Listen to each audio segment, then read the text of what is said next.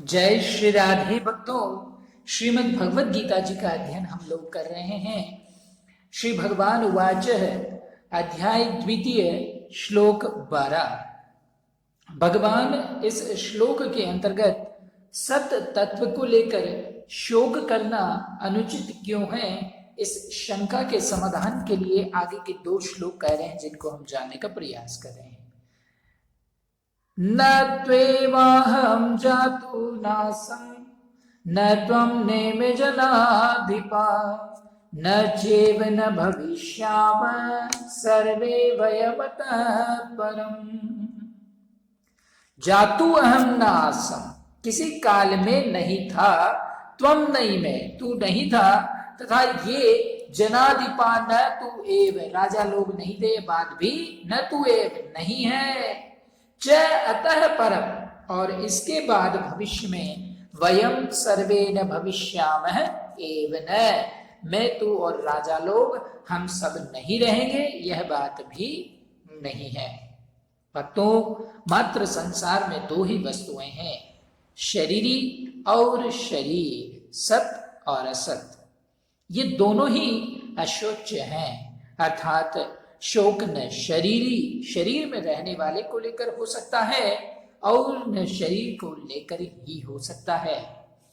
कारण कि शरीरी का कभी अभाव होता ही नहीं और शरीर कभी रह सकता ही नहीं।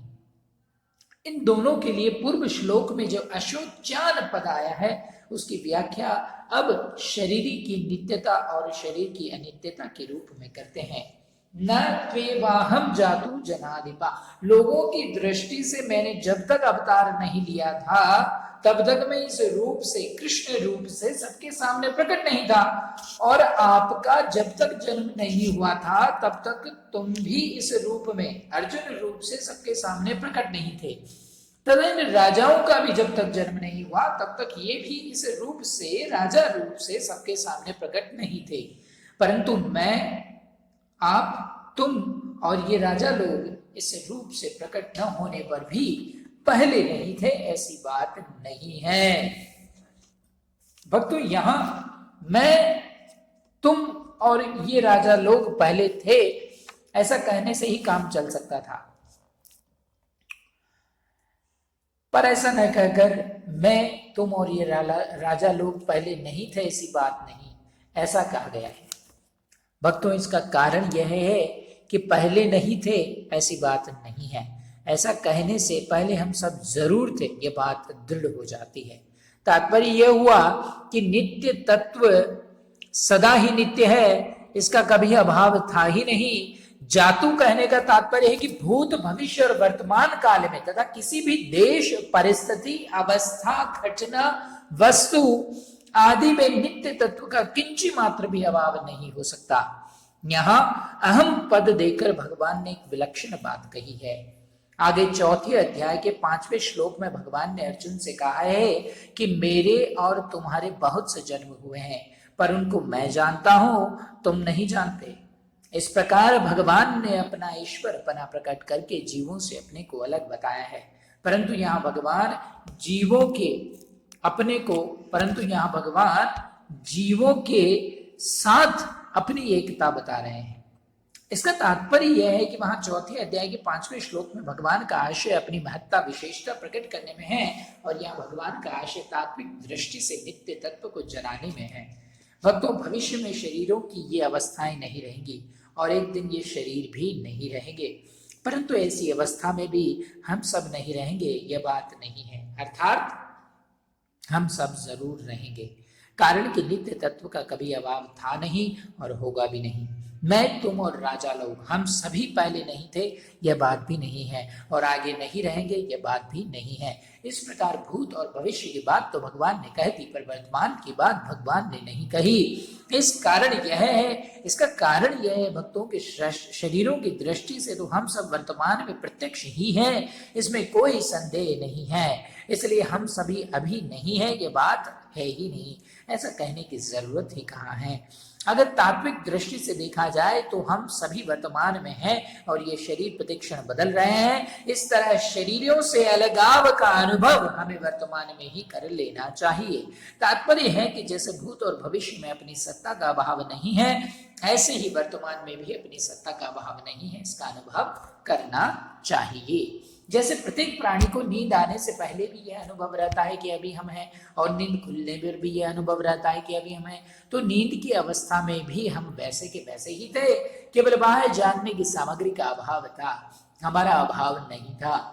ऐसे ही में और तुम राजा लोग, हम सबके शरीर पहले भी नहीं थे और बाद में भी नहीं रहेंगे, तथा अभी भी शरीर प्रतिक्षण नाश की ओर जा रहे हैं, परंतु हमारी सत्ता पहले से भी थी, पीछे भी रहेगी और अभी भी वैसी की वैसी ही है। हमारी सत्ता कालातीत तत्व है, क्योंकि हम उस काल के भी ज्ञाता है, अर्थात भूत भविष्य और वर्तमान, ये तीनों काल हमारे जानने में आते हैं। उस कालातीत तत्व को समझाने के लिए ही भगवान ने ये श्लोक कहा है। भक्तों, विशेष बात यह है कि मैं तुम और राजा जो लोग पहले नहीं थे, ये बात नहीं, और आगे नहीं रहेंगे, ये बात भी नहीं। ऐसा कहने का तात्पर्य कि जब ये शरीर नहीं थे तब भी हम सब थे, और जब ये शरीर नहीं रहेंगे तब भी हम रहेंगे। अर्थात ये सब शरीर तो है नाशवान और हम सब हैं अविनाशी। ये शरीर पहले नहीं थे और आगे नहीं रहेंगे, इससे शरीरों की अनित्यता सिद्ध हुई, और हम सब पहले थे और आगे रहेंगे, इससे सबके स्वरूप की नित्यता सिद्ध हुई। इन दोनों बातों से यह एक सिद्धांत सिद्ध होता है कि जो आदि और अंत में रहता है वह मध्य में भी रहता है, तथा जो आदि और अंत में नहीं रहता वह मध्य में भी नहीं रहता। जो आदि और अंत में नहीं रहता वह मध्य में कैसे नहीं रहता, क्योंकि वह तो हमें दिखता है। इसका उत्तर यह है भक्तों कि जिस दृष्टि से, अर्थात जिन मन बुद्धि और इंद्रियों से दृश्य का अनुभव हो रहा है, उन मन बुद्धि और इंद्रियों से दृश्य का अनुभव जिनसे आपको हो रहा है, उन मन बुद्धि इंद्रियों सहित वह दृश्य प्रतिक्षण बदल रहा है, वे एक क्षण भी स्थायी नहीं है। ऐसा होने पर भी जब स्वयं दृश्य के साथ तादात्म्य कर लेता है तब वह दृश्य अर्थात देखने वाला बन जाता है। जब देखने के साधन मन बुद्धि इंद्रियां और दृश्य, मन बुद्धि इंद्रियों के विषय ये सभी एक क्षण भी स्थायी नहीं है, तो देखने वाला स्थायी कैसे सिद्ध होगा। तात्पर्य है भक्तों की देखने वाले की संख्या तो दृश्य और दर्शन के संबंध से ही है। दृश्य और दर्शन से संबंध न हो तो देखने वाले की कोई संख्या नहीं होती, प्रत्युत उसका आधार रूप तो जो नित्य तत्व है वही रह जाता है। उस नित्य तत्व को हम सबकी उत्पत्ति, स्थिति और प्रलय का आधार और संपूर्ण प्रतीतियों का प्रकाशक कह सकते हैं, परंतु यह आधार और प्रकाशक नाम भी आधे और प्रकाश्य के संबंध से ही है। आधेय और प्रकाश्य के न रहने पर भी उसकी सत्ता ज्यों की त्यों ही है। उस सत्य तत्व की तरफ जिसकी दृष्टि है उसको शोक कैसे हो सकता है, अर्थात कभी शोक नहीं हो सकता। इसी दृष्टि में मैं तुम और राजा लोग स्वरूप से अशोच हैं। भक्तों, इस श्लोक में परमात्मा और जीवात्मा के साधर्म्य का वर्णन है। भगवान कहते हैं कि मैं कृष्ण रूप से, तुम अर्जुन रूप से, तथा सब लोग राजा रूप से पहले भी नहीं थे और आगे भी नहीं रहेंगे, पर सत्ता रूप से हम सब पहले भी थे और आगे भी रहेंगे। तात्पर्य है कि मैं तुम और राजा लोग ये तीनों शरीरों को लेकर तो अलग अलग है, पर सत्ता को लेकर एक ही हैं। शरीर तो पहले भी नहीं थे और बाद में भी नहीं रहेंगे, पर स्वरूप स्वयं की सत्ता पहले भी थी, बाद में भी रहेगी और वर्तमान में ही है। जब ये शरीर नहीं थे तब भी सत्ता थी, और जब ये शरीर नहीं रहेंगे तब भी सत्ता रहेगी। एक सत्ता के सिवाय कुछ नहीं है। मैं तुम और ये राजा लोग, ऐसा कहने का तात्पर्य है कि परमात्मा की सत्ता और जीव की सत्ता एक ही है, अर्थात है और हूं दोनों में एक ही चिन्ह में सत्ता है। मैं अहम के संबंध ही हूं है, अगर मैं अहम का संबंध न रहे तो हूं नहीं रहेगा, प्रत्युत है ही रहेगा। तो बड़े ध्यान से सुनिएगा, वह है अर्थात चिन्मय सत्ता मात्र ही हमारा स्वरूप है और शरीर हमारा स्वरूप नहीं है। इसलिए शरीर को लेकर शोक नहीं करना चाहिए।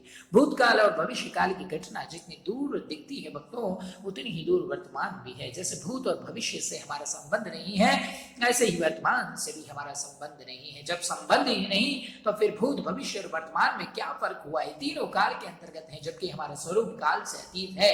काल का तो खंड होता है पर स्वरूप सत्ता अखंड है। शरीर को अपना स्वरूप मानने से ही भूत भविष्य और वर्तमान में फर्क दिखता है। वास्तव में भूत भविष्य और वर्तमान विद्यमान है ही नहीं। अनेक युग बदल जाए तो भी शरीर बदलता नहीं।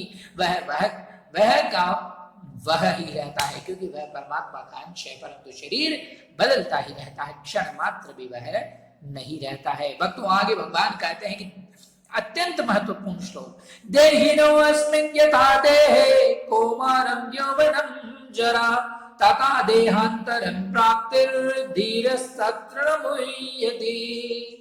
अत्यंत महत्वपूर्ण श्लोक, देहिन अस्मिन् देहे, देहधारी के इस मनुष्य शरीर में यथा कौमारम जैसे बालकपन, यौवनम जवानी और जरा वृद्धावस्था होती है, तथा देहांतर प्राप्ति ऐसे ही दूसरे शरीर की प्राप्ति होती ही तत्र धीर न मुह्यति, उस विषय में धीर मनुष्य मोहित नहीं होता।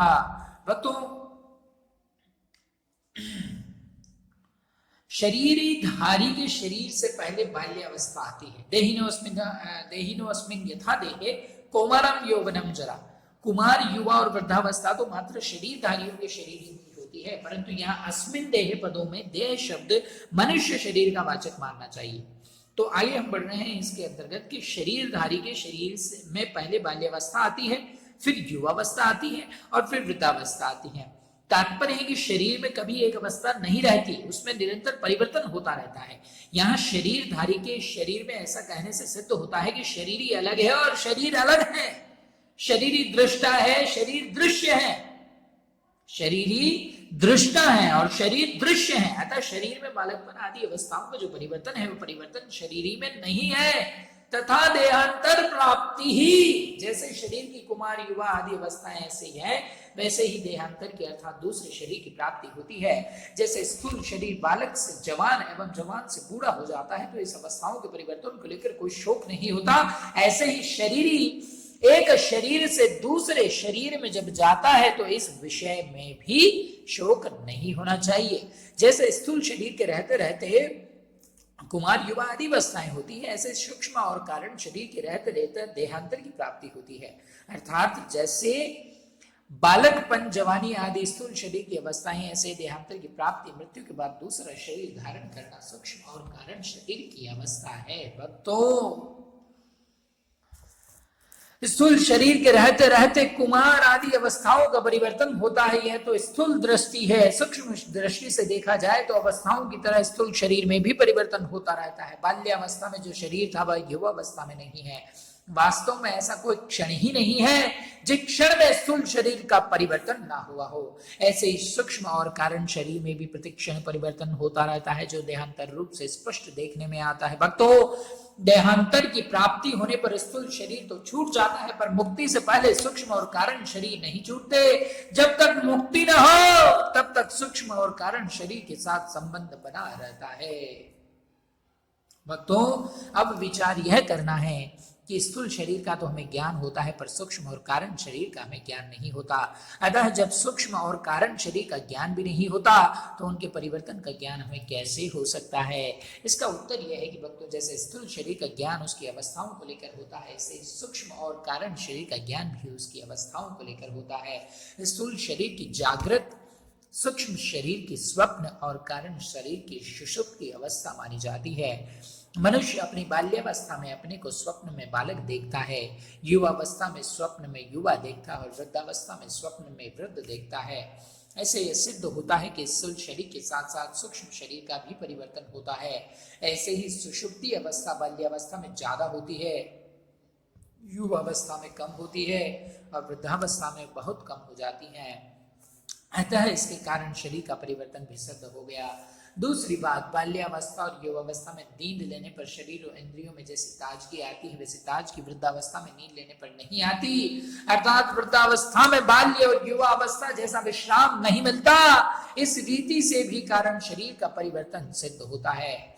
जिसको दूसरा देवता, पशु, पक्षी आदि का शरीर मिलता है उसको उस शरीर में देहाध्याभ्यास के कारण मैं यही हूं ऐसा अनुभव होता है, तो ये सूक्ष्म शरीर का परिवर्तन हो गया। ऐसे कारण शरीर में स्वभाव प्रकृति रहता है जिसको स्थूल दृष्टि से आदत कहते हैं। वह आदत देवता की ओर होती है तथा पशु पक्षी आदि की होती है, तो ये कारण शरीर का परिवर्तन हो गया। अगर शरीरी देही का परिवर्तन होता तो अवस्थाओं के बदलने पर मैं वही हूं ऐसा ज्ञान नहीं होता। शास्त्र में इस ज्ञान को प्रतिभिज्ञा कहा गया है। भक्तों तत्वे दंतावगाही ज्ञानम प्रत्यभिज्ञा, जो अवस्थाओं के बदलने पर मैं वही हूं ऐसा ज्ञान नहीं होता अगर शरीर का परिवर्तन होता, परंतु अवस्थाओं के बदलने पर भी जो पहले बालक था, जवान था, वही मैं अब हूं ऐसा ज्ञान होता है। इससे सिद्ध होता है कि शरीर ही में अर्थात स्वयं में परिवर्तन नहीं हुआ। यह एक शंका हो सकती है कि स्थूल शरीर की अवस्थाओं के बदलने पर तो ज्ञान होता है, पर शरीरांतर की प्राप्ति होने पर पहले से शरीर का ज्ञान क्यों नहीं होता?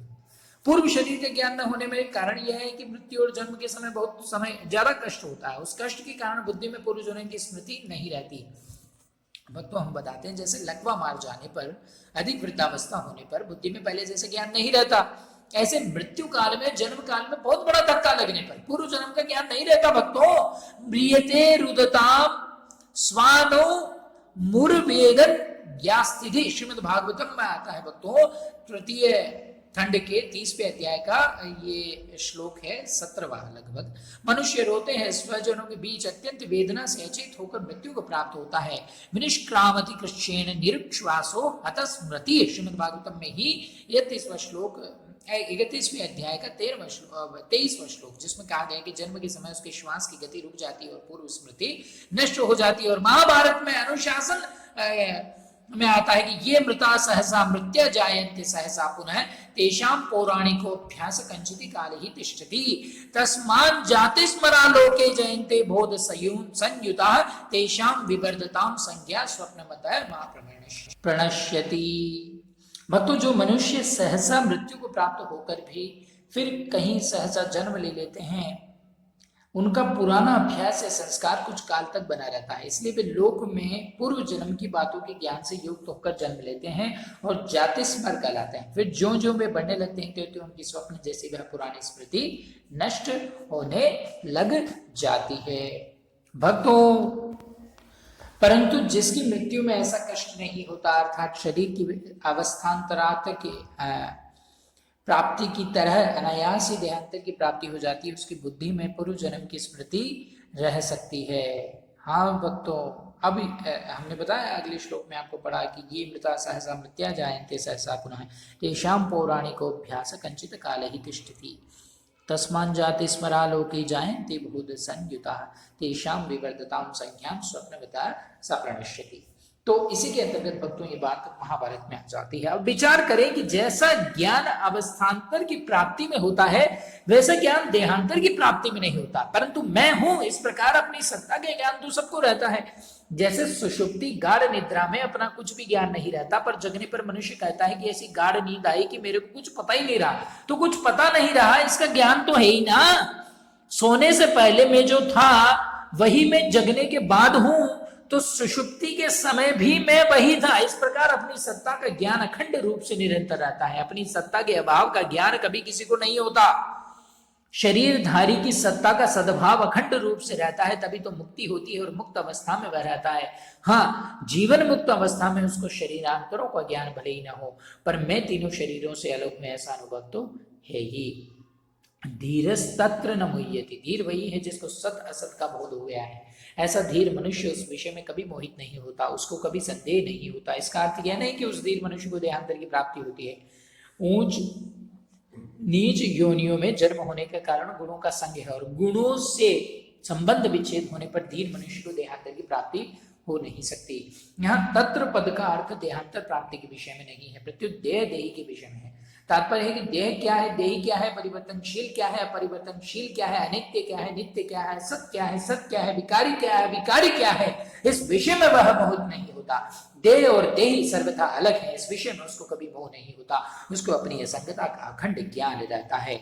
भक्तों, शरीर कभी एक रूप रहता ही नहीं, सत्ता कभी अनेक रूप होती ही नहीं। शरीर जन्म से पहले भी नहीं था, मरने के बाद भी नहीं रहेगा, तथा वर्तमान में भी वह प्रतिक्षण मर ही रहा है। वास्तव में गर्भ में आते ही शरीर के मरने का क्रम परिवर्तन शुरू हो जाता है।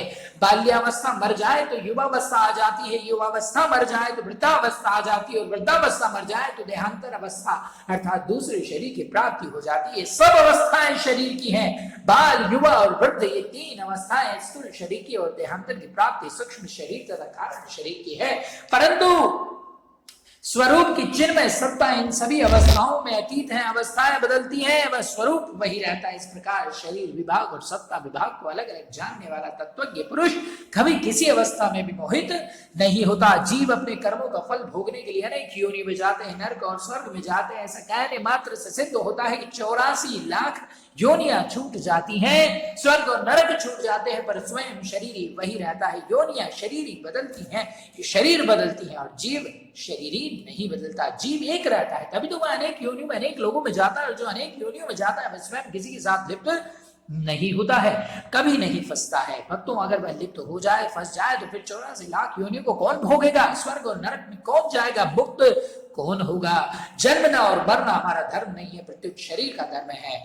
हमारी आयु अनादि और अनंत है, जिसके अंतर्गत अनेक शरीर उत्पन्न होते और मरते रहते हैं। जैसे हम अनेक वस्त्र बदलते रहते हैं, पर वस्त्र बदलने का मतलब हम नहीं बदलते, प्रत्युत वे के वे ही रहते हैं।